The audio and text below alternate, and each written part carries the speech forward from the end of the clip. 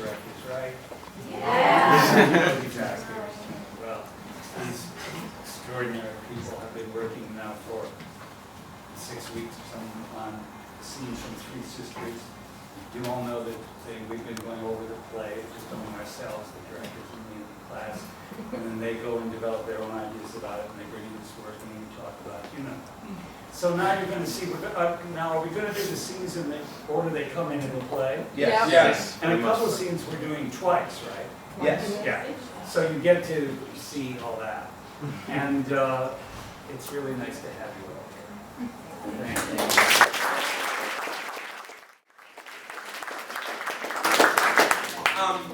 Melinda is actually at a wedding. She's out of town, but we knew that going into it. So she said, go ahead and do the scene without me. But each of the directors is going to stand up and say like 2 sentences about the scene. So since I'm playing an actor in this scene, Playing an actor? I will say this is the end of Act 1 and the beginning of Act 2, mostly between Andre and Natasha. And it's an interesting scene to look at because there's very different things that happen in the first and the second act. So, yes, that's it. This is Melinda's scene.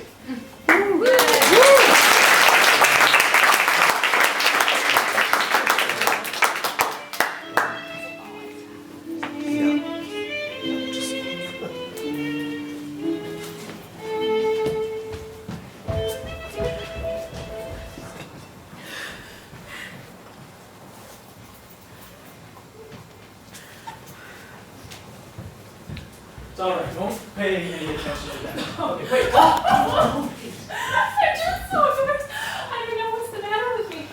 I know it's not polite to leave the table like that, but they just make fun of me all the time. Don't get upset. Don't get upset. Okay, they're just joking. Honestly, they are. They're nice people. They like me. They love you too. Come on over here by the window. Come on, they can't see us.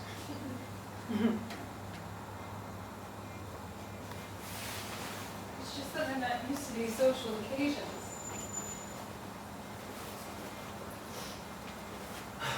You're so young and so beautiful.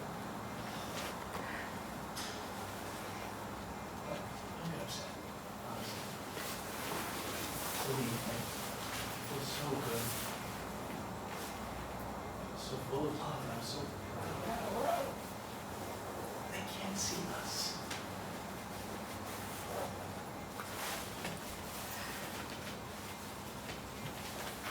I don't know how I fell in love with you, or when, or why. I don't understand any of it. You're so sweet. So sweet and so ordinary. I love you.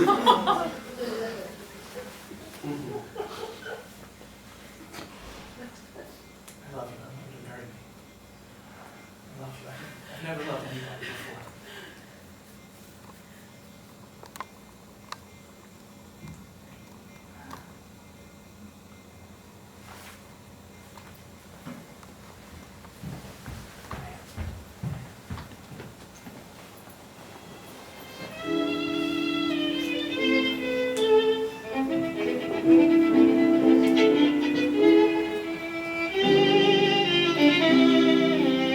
Andy, what are you doing?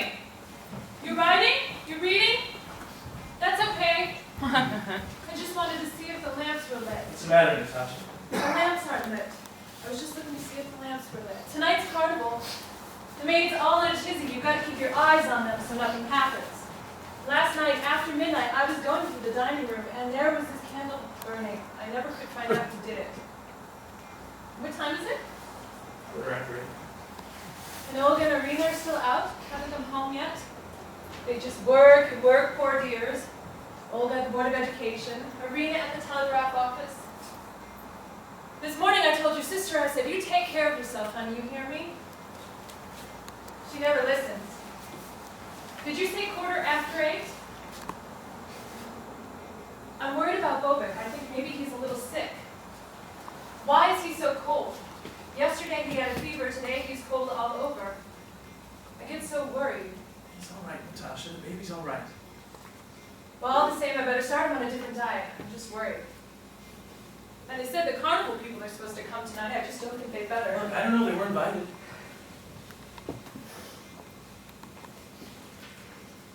This morning, baby woke up and looked at me, and all of a sudden he smiled, and I said, "Hello, Bobert. Hello, darling." And he laughed. Babies know exactly what's going on, and they really do. So I guess I'll just tell them not to let the carnival people in when they come. But whatever my sisters say, it's their house, it's up to them. It's theirs too, I'll tell them too. They're so sweet. This morning I told them to get you some yogurt for supper. The doctor says you shouldn't eat anything except yogurt, otherwise you're not going to ever lose weight. Bobert's cold. I'm worried he's going to catch cold in that room of his. He could, you know. We should move him into another room until the warm weather comes. For instance, Irina's room is just right for a baby's room. It's dry and gets the sun all day long. We should tell her, and she can move in with Olga until then. She's never here during the daytime anyway. She just spends the night here.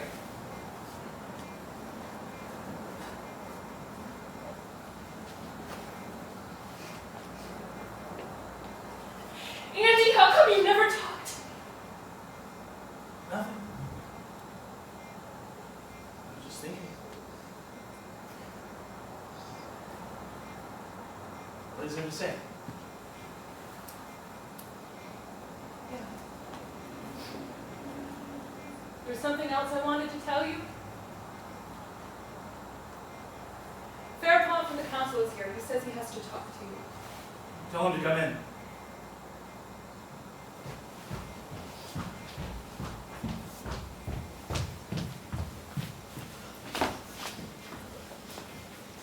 Oh man, what's up? Chairman sent over a book and some papers here. Thanks, that's fine. Came by late, it's already after 8. What? He said you came by late, it's already after 8. That's right. I came by a while ago, it was still light. Wouldn't let me in. Said you were busy. That's what they said. Well, that's fine. If he's busy, he's busy. I'm not in no hurry. What?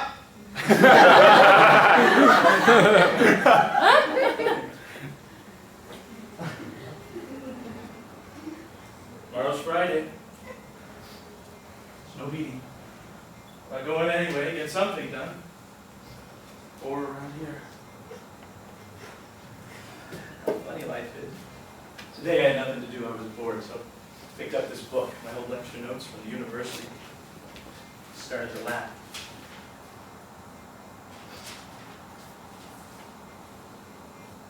My God, I'm the secretary of the county council. Same council that Protopopov is chairman of.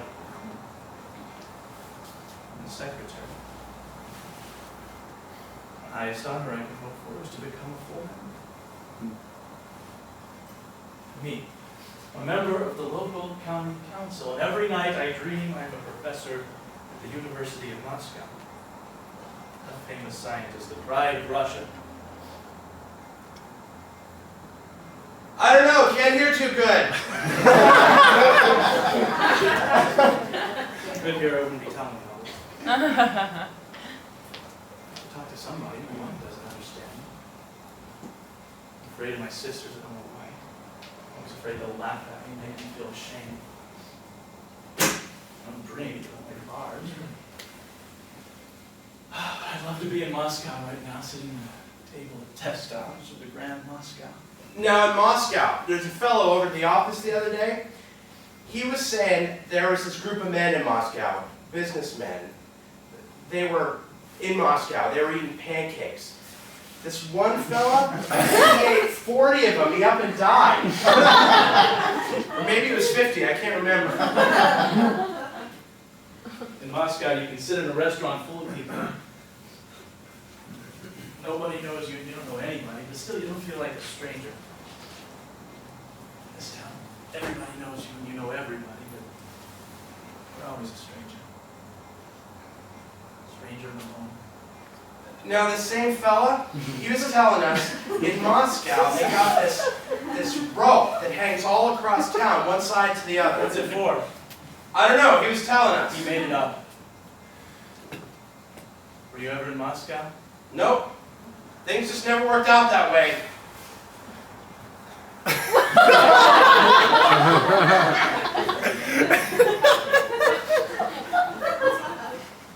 Mind if I go? Sure. Take care of yourself. Take care of yourself. Come by tomorrow, will you, and pick up these papers. Wait a minute. He's gone.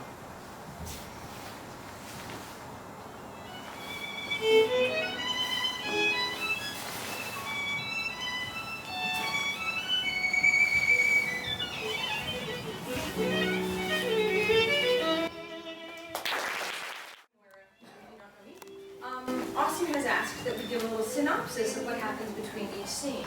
And I'm very lucky to say absolutely nothing. My scene immediately follows his exit. The characters it involves are Masha, one of the three sisters that belong from Moscow, and Vershinin, a local lieutenant. They have been friends for about a year. Spend a lot of time together. They're both married and not to each other. And so the scene will begin.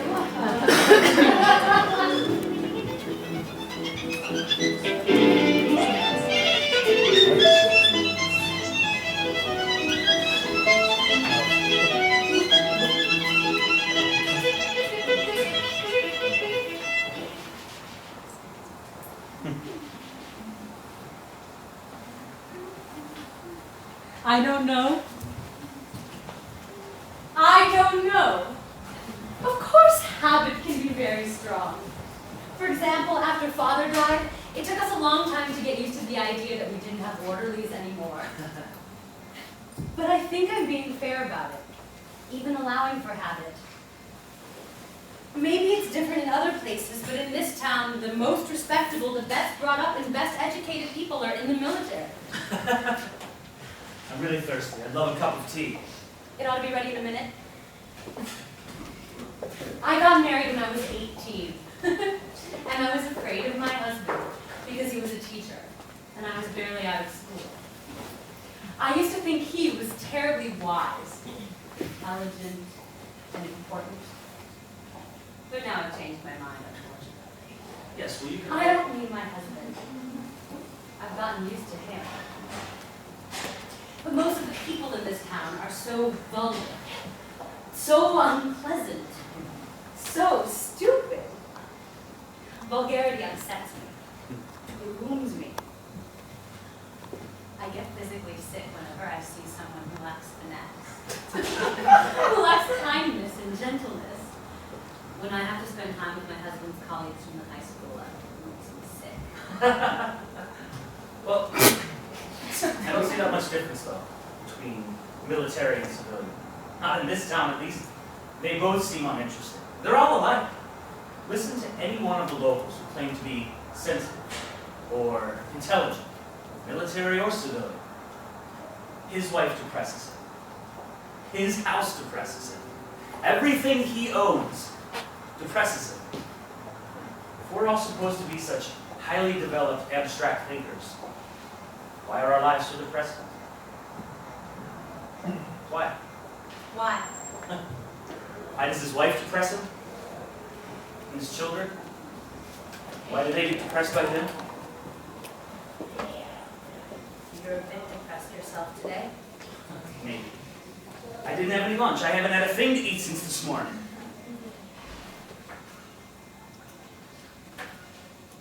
My daughter wasn't feeling well today. And whenever something is the matter with my two little girls, I always get very upset. God, it kills me to think of the mother they've got. You should have seen her this morning. We started fighting at 7, and at 9, I slammed the door and left. I never talk about these things. It's funny. You're the only one I complain to about it. Don't be angry with me. You're absolutely all I've got. The Listen to that noise in the chimney. Right before Father died, the wind made a noise in the chimney, just like that. Are you superstitious? Yes. It's strange. You're a strange, wonderful woman. Strange and wonderful. I can see your eyes shining in the dark. There's more light over here. I love you. I love you. I love your eyes, the way you move. I dream about you. You strange, wonderful woman. You talk that way. It makes me laugh somehow, even though it terrifies me. Don't say it again, please.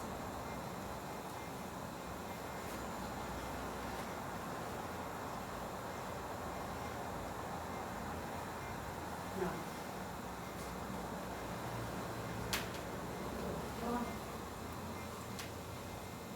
Say it. Say it. What difference does it make? It doesn't make any difference.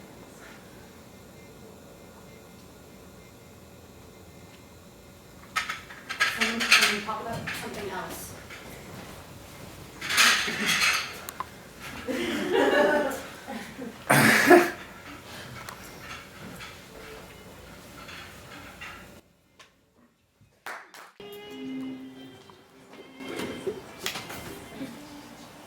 I don't know.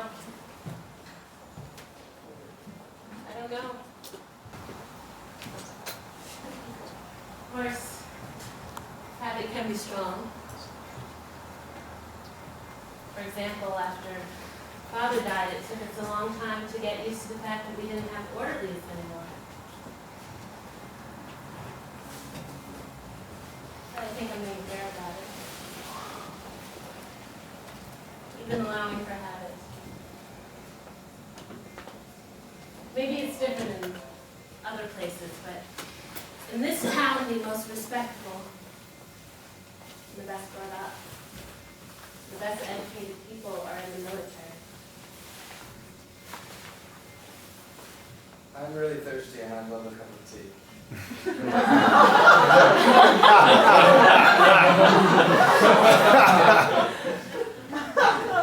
So I'll be ready in a minute.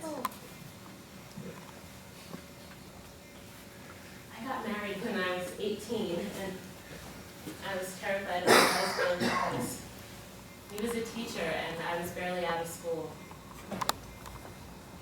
I used to think he was terribly wise, intelligent, and important. But I've changed my mind, unfortunately.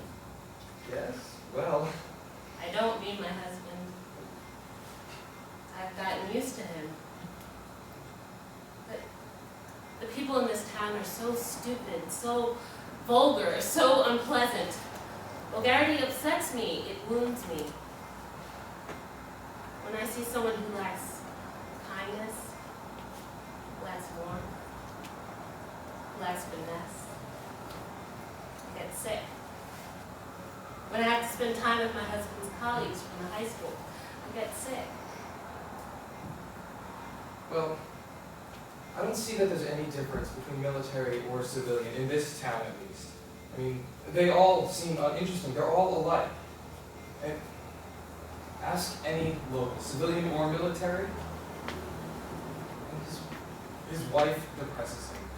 His house depresses him. Everything he owns depresses him. If we're supposed to be such highly developed, abstract thinkers, then why are our lives so depressing? Why? Why?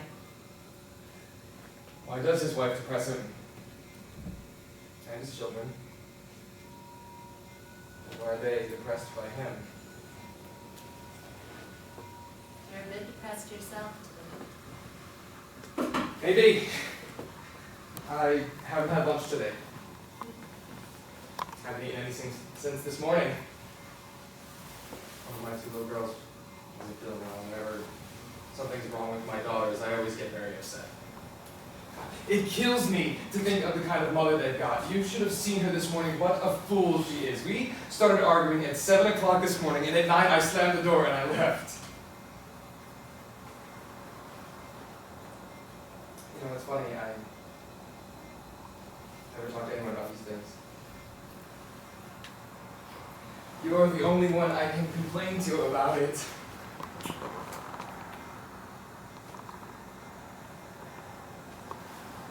be angry with me. You're absolutely all I've got.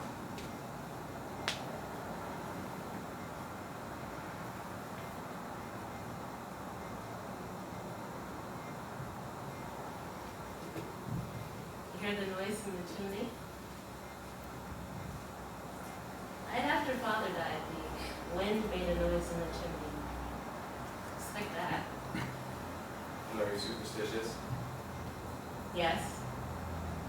Strange. And wonderful.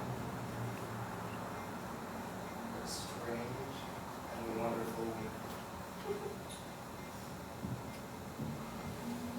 I can see your eyes shining in the dark.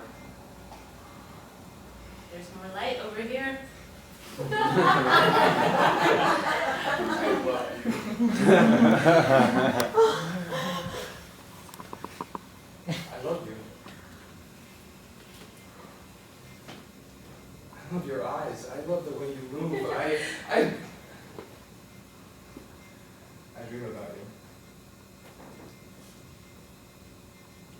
Strange, wonderful woman. When you talk like that, it makes me laugh somehow, even though it terrifies me. Don't talk like that again. Go on, say it. What difference does it make? Doesn't make any difference.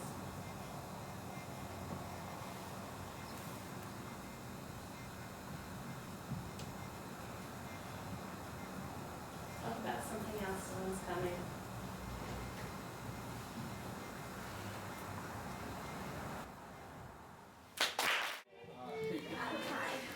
I'm Diana Basmagian, and a year has passed since the previous scene that we just saw. And there has been a terrible fire, a devastating fire on Kirzano Street. The three sisters have moved themselves upstairs into the attic, and there are tons of people downstairs. Explain why they moved up. Because to make room for all of Natasha's children. So she has, as we saw in the first scene, moved Irina out with Olga to make room, so now they are up in the attic. There are tons of people downstairs in the house, all coming as refugees from the fire, but the three sisters have not left the attic over the course of the night. And we have Crystal Tift as Olga, Ty Burley as Natasha, Eleanor Hanley as Masha, and Axel Karian as Anfisa, and reprising his role as Farapont is David Lynn.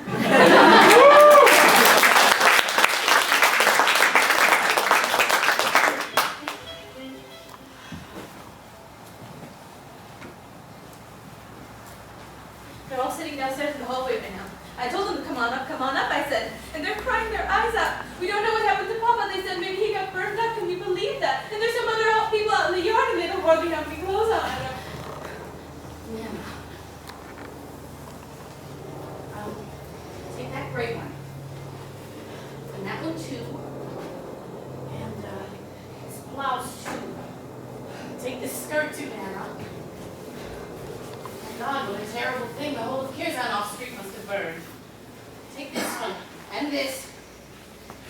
The Sheenans got an awful scare. The house nearly burned to the ground. Take this one. And this. And this one. Poor Fedosik lost everything. His house burned to the ground. Oh, but dear, you better get Farapont. I'll never be able to manage all this myself. Who's down there? Farapont, come up here, will you? Nightmare all this is. Tired of it all I am. Here, take this stuff. Take it downstairs. The Kolatillan girls are in the hallway. Give it to them. All right. Give them this too. All right. Moscow burned down too, a long time ago. Them Frenchies sure got a scare. Go on, get out. All right, I'm going.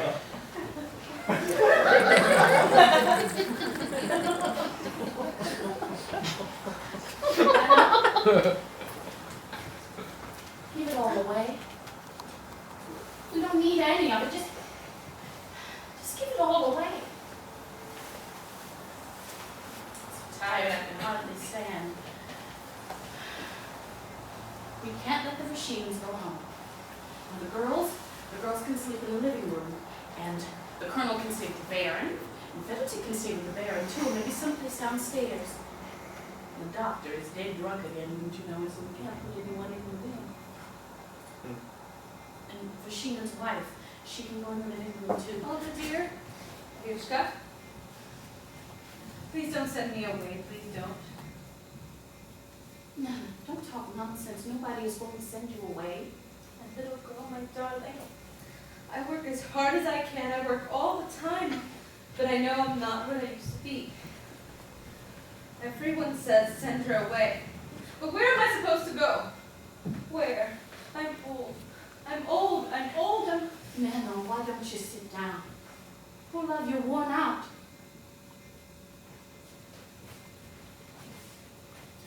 You're so pale. They're saying that we better get a group together to organize aid for the people who got burned out. It's a lovely idea, don't you think? We should help out the poor anyway. It's one of your responsibilities if you're rich.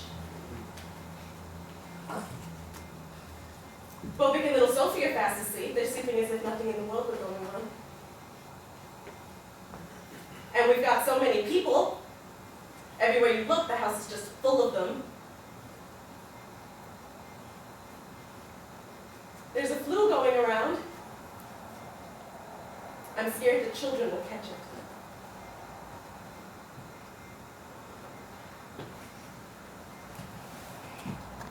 You really can't see the fire from here. It's quieter here.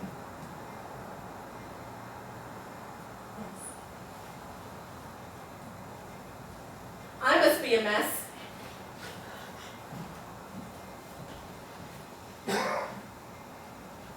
Who said I was putting on weight? It's not true. Not a bit. And Mosh is asleep. She must be worn out, poor thing.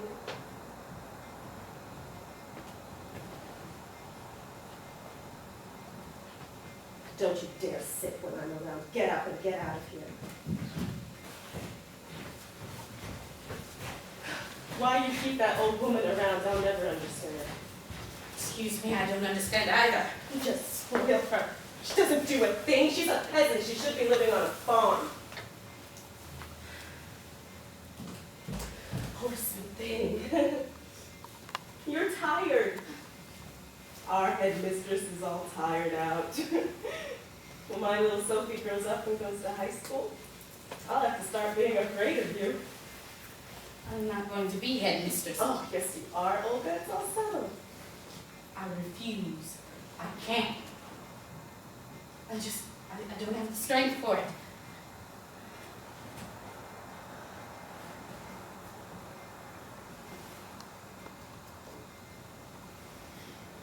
You were so rude to Nana just now.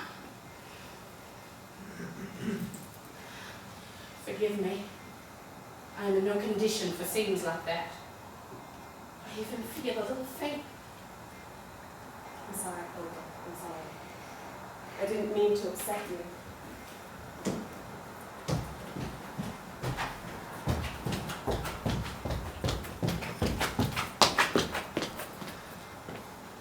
Dear, you must understand we may have been brought up rather differently. Still, I can't bear scenes like that. I get depressed when I see someone treated like that. I get physically sick. Really. My strength just goes. I'm sorry. I'm really very sorry. Always full of vulgarity and indelicate expression, and I get terribly upset. I know I say things I shouldn't, dear, I know, but you have to agree. She could go live on the farm. But she has been with us for 30 years. But she doesn't do work anymore. Either I don't understand you or you don't want to understand me. She cannot work. She just sits around or she sleeps. Then let her sleep. What do you mean let her sleep? I don't understand you, Olga. I've got 2 nurses for the children, a maid and a cook. What do we need that old woman for? What for? I think I have aged 10 years tonight. We have got to come to some agreement, Olga, once and for all. You're at the high school. I'm at home. Your job is teaching, and mine is running this house. And if I say I know something about the servants, then I know what I'm talking about. I know what I'm talking about. And I don't want to see that old woman around here tomorrow. So don't you dare argue with me. Don't you dare. Really? If you don't move down into that basement apartment, we're going to keep fighting like this. It's terrible.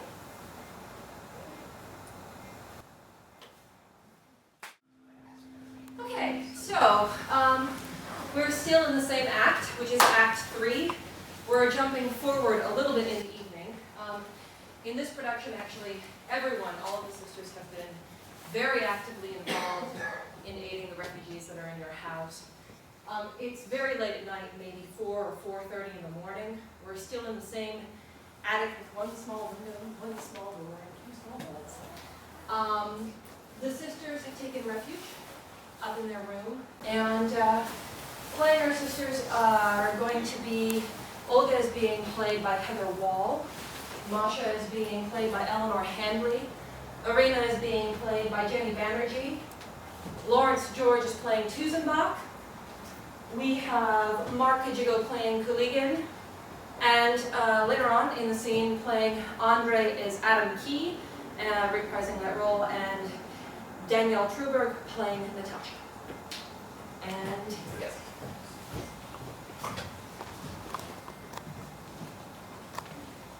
Scene.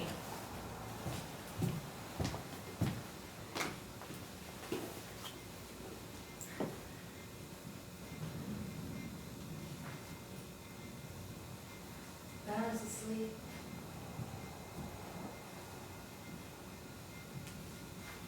Baron.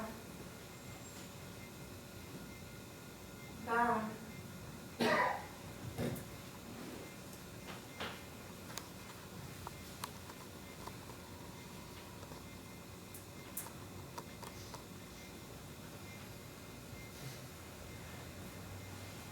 I was tireder than I thought. A brick factory. Actually, it wasn't a dream. I'll be starting work soon at a brick factory. I've already had an interview with them. You're so pale and beautiful. You're fascinating.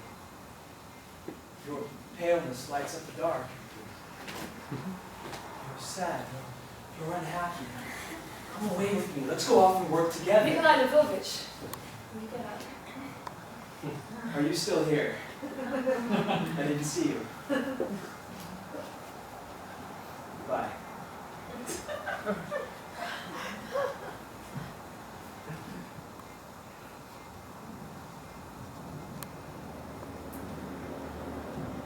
I'm leaving.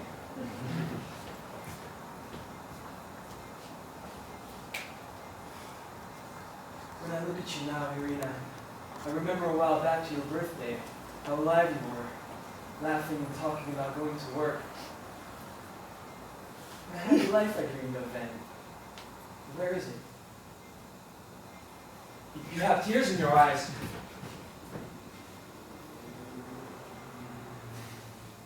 Go to bed. It's already daylight. It's morning. Oh, if only I could sacrifice my life for you. Nikolai Lvovich, get out. Really. You are the limit.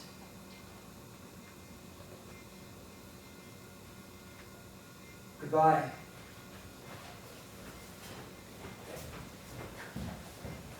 Fyodor, are you sleeping? What? You should go home. Dearest Masha, my sweet Masha. Let her get some rest, Fyodor. She's worn out. I'm going right now. My dear wife, my wonderful wife. I love you, my only. Oh, alas, amat, amamus, amatis, amant. Isn't she astonishing? I've been married to you for 7 years and it seems like just yesterday. No, you truly are astonishing.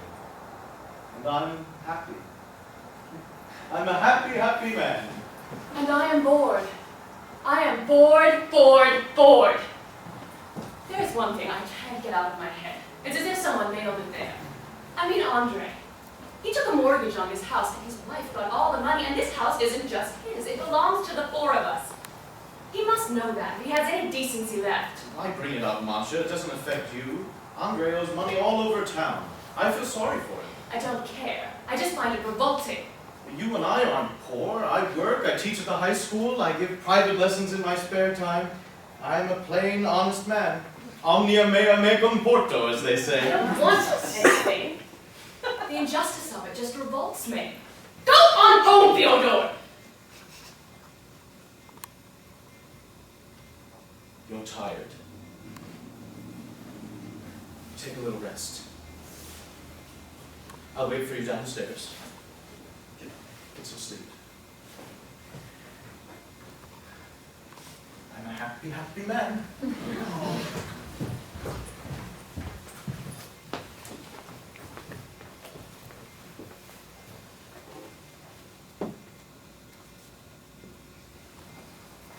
Andre has gotten so petty, so slow and so old living with that woman. He used to want to be a scientist, and yesterday he was bragging that he'd finally become a member of the county council. Yes, he's a member, and Protopopov is the chairman. And the whole time he's talking and laughing. And he's the only one who doesn't know anything, who doesn't see anything. Just sits in his room and pays no attention to anything. He just plays his violin. It's awful. It's awful. Awful. I can't stand it. I can't stand it anymore. I can't. I can't. I can't stand it anymore. Just throw me out, please. Just get rid of me.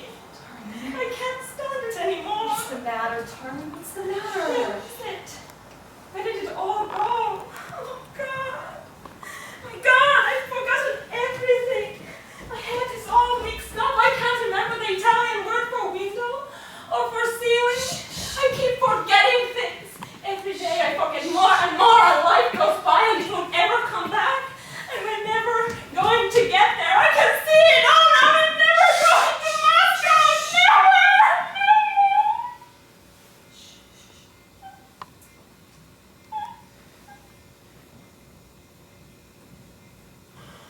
So unhappy. I can't work anymore. I won't work anymore. I'm sick of it. I've had enough. I worked at the telegraph office and now I work at the municipal building, and I despise it. I hate everything I have to do there. I'm almost 24 and I worked all this time and my brain has shriveled up. I've lost my looks and I've gotten old and nothing. Nothing. There's no satisfaction in any of it. And time realize you'll never have the beautiful life you once dreamed of. Just keep digging yourself deeper and deeper into a hole. I don't understand why I'm still alive. I should have killed myself a long time ago. Don't cry, my little girl. I'm Don't not cry. crying. It tears me apart. I'm not crying. I'm not. There, see, I'm not crying. It's all right. It's all right. I'm not crying anymore. Dearest, let me talk to you as your sister, as your friend. If you want my advice, marry the Baron. After all, you respect him and you value his friendship. I know he's not a good-looking man, but he's a good man. He's an honest man. And people don't marry for love. They marry because they're supposed to. At least I think they do. I would have married without love. It wouldn't have made any difference who he was, as long as he was an honest man. I'd even marry an old man. He kept waiting for us to go to Moscow. I knew I'd meet my true love there. I used to dream about him. You see, it was all a lot of nonsense. I know. When the Baron first resigned from the service, and he came to see us in his civilian clothes, he was so plain-looking, I started to cry. And he asked me what I was crying about. What could I tell him? But if God brings the two of you together, I'd be very happy. You see, things are very different from what you thought. They're very different.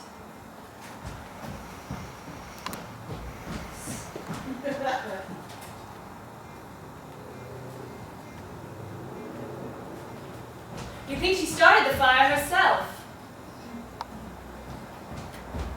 Masha, you were so silly. You're the silliest person in this family. I'm sorry. Excuse me. My dear sisters, I want to confess something. I want to bare my soul. I want to confess something to you right now, and then I never want to say another word about it ever again. It's my secret, but you should know it anyway. I'm in love. I'm in love. I'm in love with that man, the one you saw me with just now. Well, that's it. I love Shimon. Stop that. I'm not listening. What am I supposed to do? At first I thought he was strange, and then I started feeling sorry for him, and then I fell in love with him. With the things he says, with his voice, with all his problems, with his two little girls. I don't care what you're saying. I'm not listening. I don't care. You're the silly one.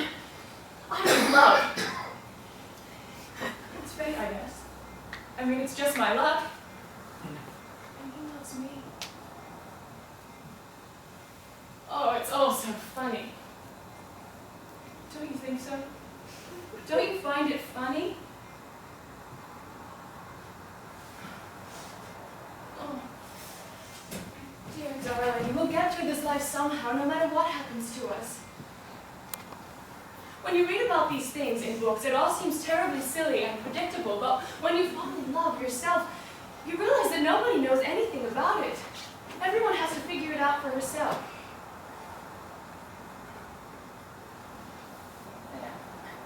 Now I've told you. Now I will never say another word about it ever again. The rest is silence.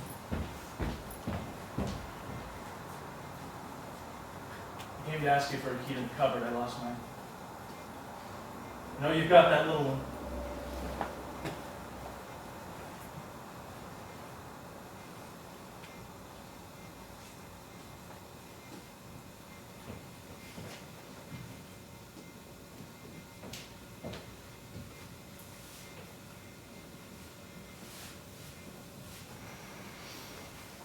A terrible fire. It seems to be dying down. Damn fucking Farrapont made me so mad I didn't know how silly I sounded. Sir.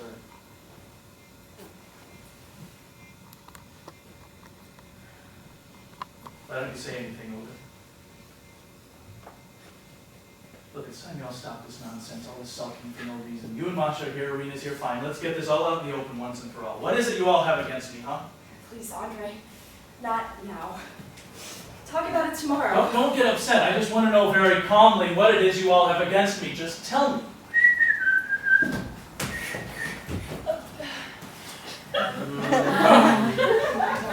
Sleep well. God bless you, Olga. Goodbye, Andre. Leave them alone. They're exhausted. We can talk tomorrow.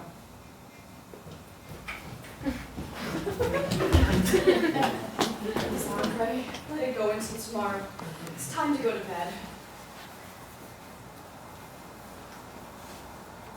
No. I'm going to say what I need here to say now. Right this minute. In the first place, you've all got something against my wife, Natasha, and I've noticed it since the day I got married. Natasha is a lovely woman. Honest and straightforward and well brought up, in my opinion. I love my wife and I respect her, you understand? I respect her, and I want to make sure the rest of you respect her too. I repeat, she is a lovely woman, and all your remarks and attitudes, well, excuse me, but you're just being stuck up. In the second place, you all seem mad at me because I'm not a scientist or a professor or something, but I have an occupation. I am a member of the county council. And I consider that just as honorable and just as important as an intellectual career. I'm a member of the county council, and I'm proud of it. You want to know? In the third place, I still have something more to say. I mortgaged this house. I didn't get your permission. I'm sorry. It's my fault, and I ask you to forgive me for it. I had to do it because I owed a lot of money, $35,000. I don't gamble anymore. I gave it up. The main thing is, you're all girls. You have a military pension, and I don't. I don't have any income at all. But you're not listening. Natasha is a fine, honest woman. When I got married, I thought we'd all live happily together. Happily.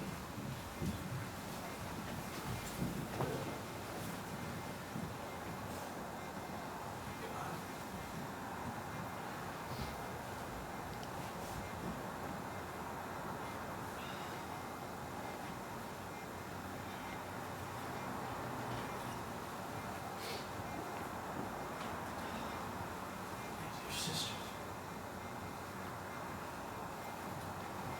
Darling sisters.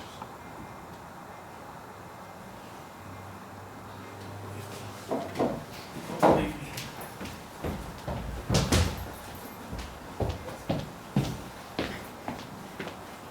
Where's Masha? Isn't she here?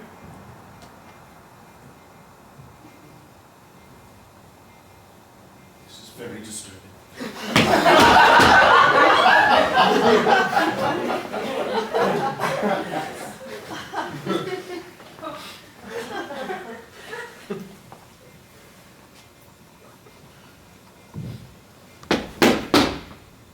Olga,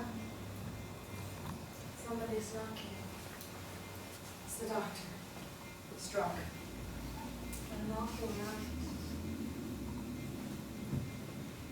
Olga, did you hear the news?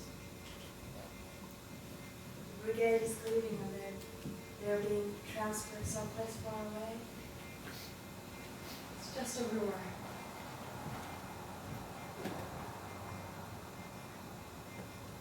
Olga, dear. I do respect the Baron. I do. And I will marry him, I promise. Only please let's go to Moscow. Oh, I beg you. Please. Let's go. There's no place in the world like Moscow. Olga. Please. End of Act 3. Hi, so we're going from the end of Act 3 to the end of Act 4. So 2 months about has passed. It's 12 o'clock in the afternoon. We are in the garden. And as Irina just said in the previous scene, she did agree to marry Tusenbach. And their plans are to leave the following day, her to teach him to work in a brick factory. But the night before at the theater, Solioni challenged Tusenbach to a duel at 12:30.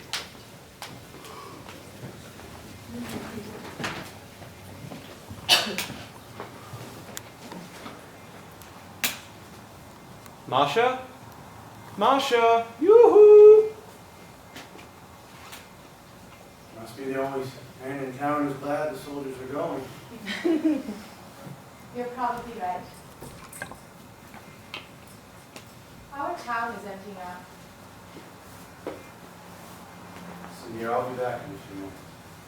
Where are you going? I have to go.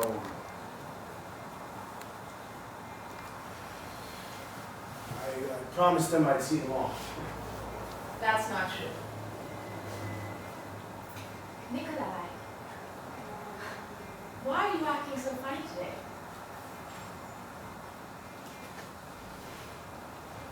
What happened yesterday at the theater? I'll be back in an hour.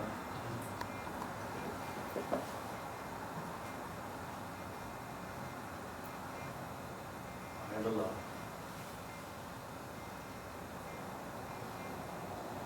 I've loved you for 5 years. I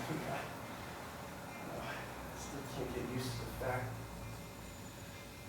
you seem more and more beautiful to me. You have such wonderful hair.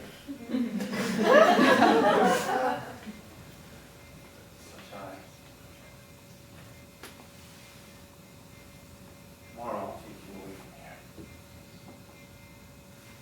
We'll work. We'll be rich. All my dreams will come true. We'll be happy. There's just one thing wrong. You don't love me.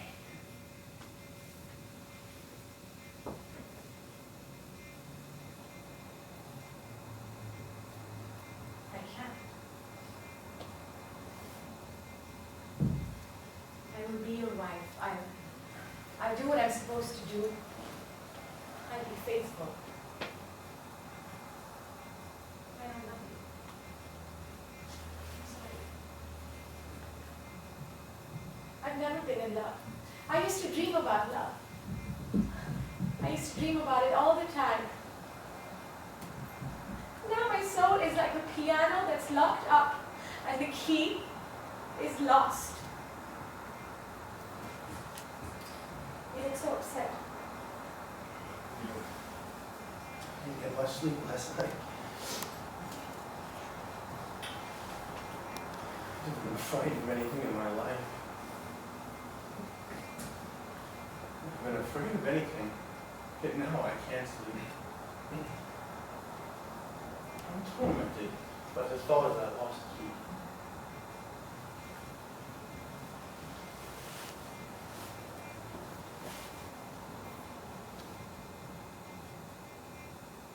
Say something.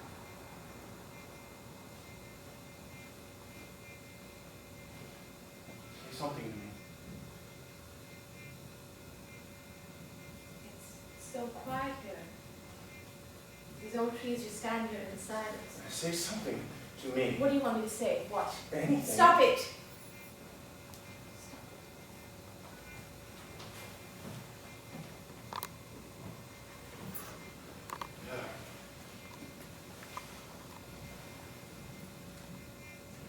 It's so funny how the stupidest little things in life is.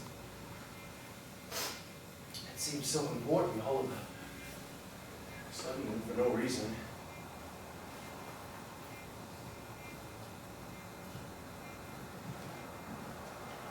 Well, let's not talk about it. I feel happy.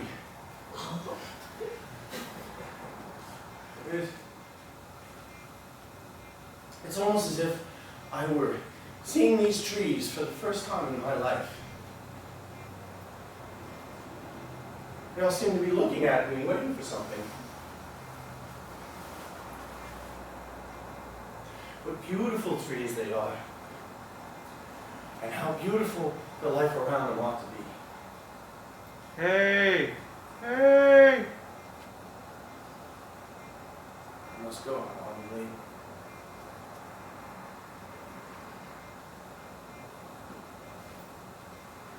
This tree is dead.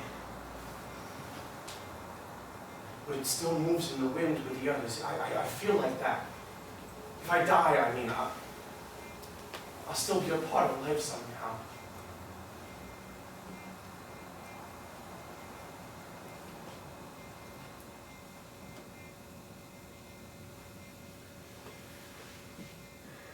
Goodbye, my darling.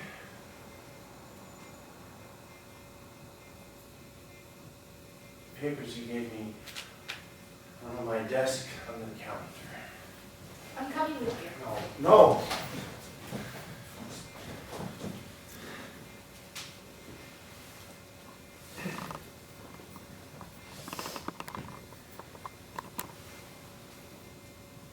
Rita.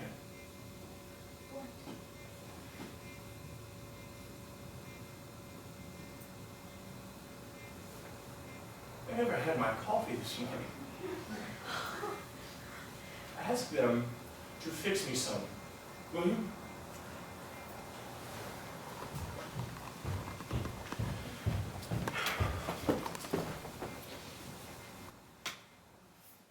Not be playing fair cards.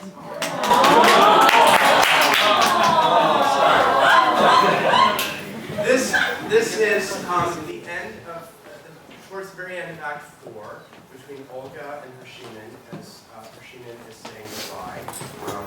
And Rena from also playing Olga, and our crew is playing Rashinin, and then Eleanor Handley comes in at the end as Masha. I already have.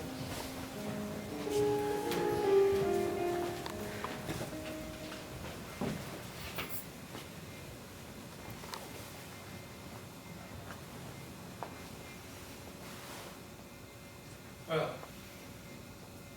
everything must come to an end. Well, it's time to say goodbye. The town threw us a sort of farewell lunch today. Champagne, the mayor made a speech, and I ate. I listened. My heart was here. I was thinking of you.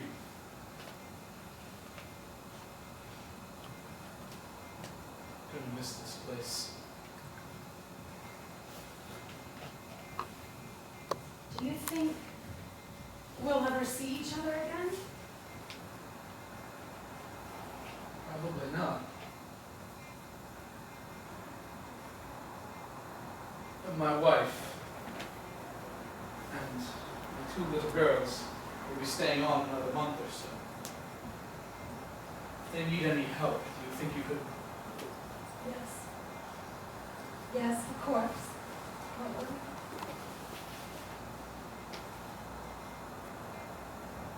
Tomorrow there won't be a single military man left in town.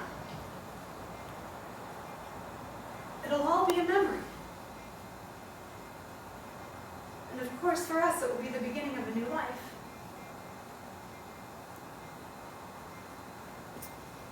Things never work out the way you want them to. I never wanted to be headmistress, but here I am, headmistress. And of course, I'll never get to Moscow.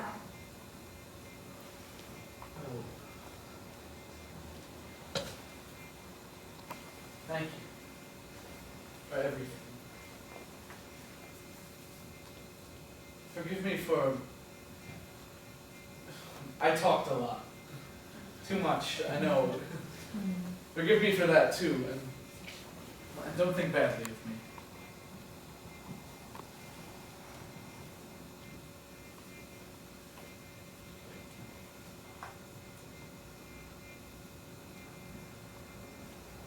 Why doesn't that man shove her in?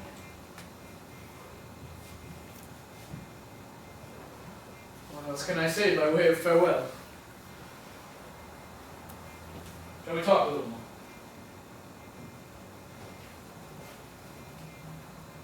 Life isn't easy. Sometimes it must seem stupid and hopeless. We've got to remember that it is constantly getting brighter and better. I don't think the time is far off where it will be completely bright. Let's go. Mankind is passionately seeking and eventually we'll find it. Just hope we find it soon. We must find a way to join love of work to love of higher things, possibly. Now I must go. Here she comes. I came to say goodbye. Goodbye.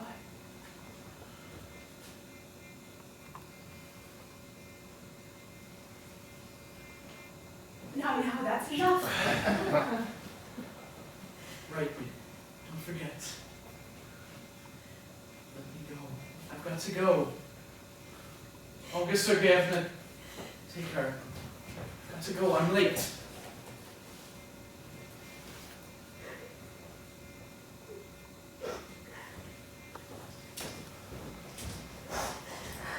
Now, Masha.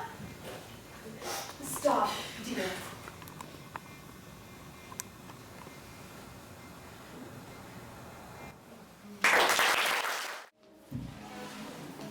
This is our final scene. It's the same scene Daniel did between Irina and Tuzenbach.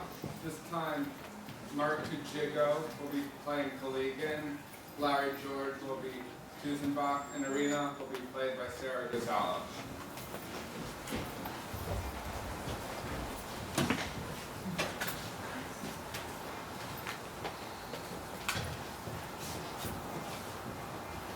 Masha! Must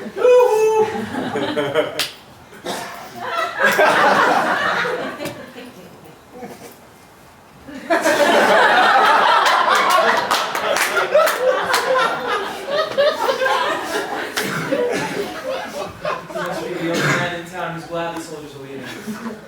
Probably right.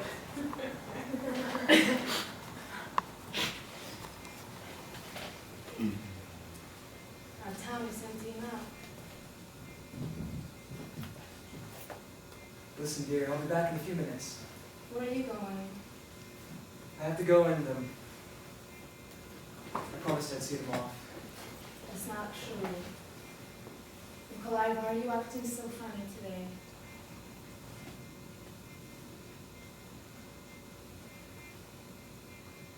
What happened yesterday by the theater? I'll be back in an hour.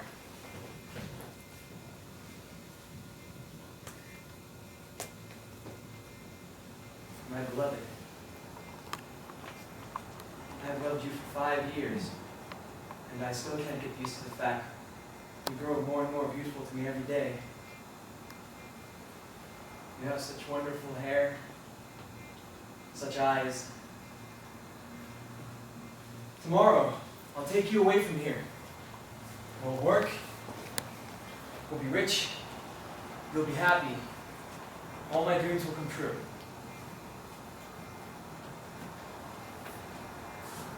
There's just one thing wrong. You don't love me.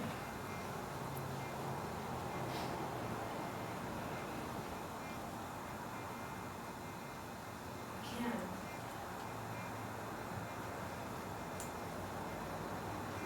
I'll be your wife. I'll do everything I'm supposed to do. I'll be faithful. But I don't love you. I'm sorry. I've never been in love. I used to dream about love. I used to dream about it all the time, but now my soul is like a piano that's been locked up and the keys lost.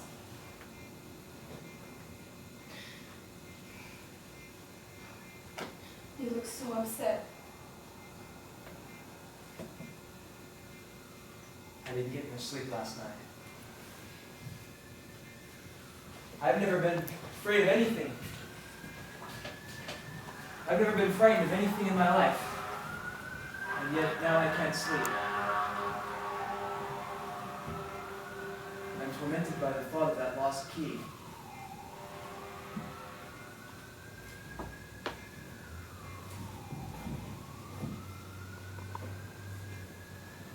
Say something. Say something to me. What? It's so quiet here. These old trees just stand in silence. Say something to me. What do you want me to say? What? Anything. Stop it. Stop it.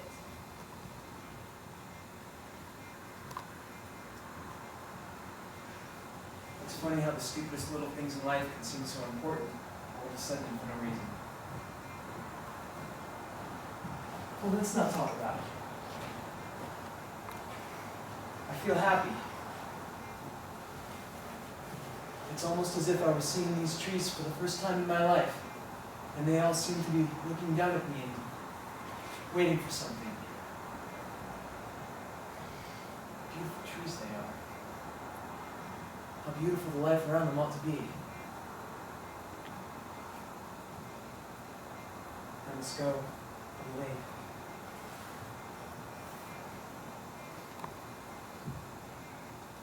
This tree is dead, but it still lives in the wind with the others. I feel like that. If I die, I mean, I'll still be a part of life somehow.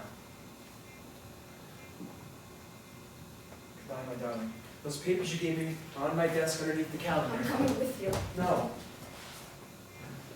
No.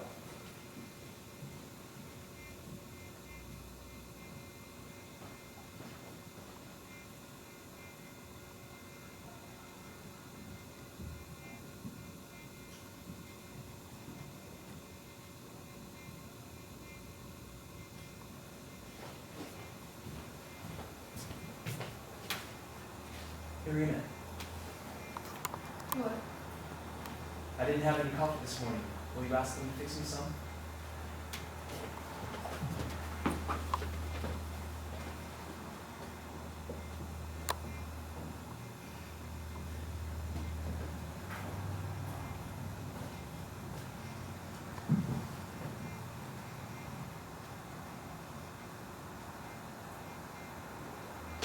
End of evening.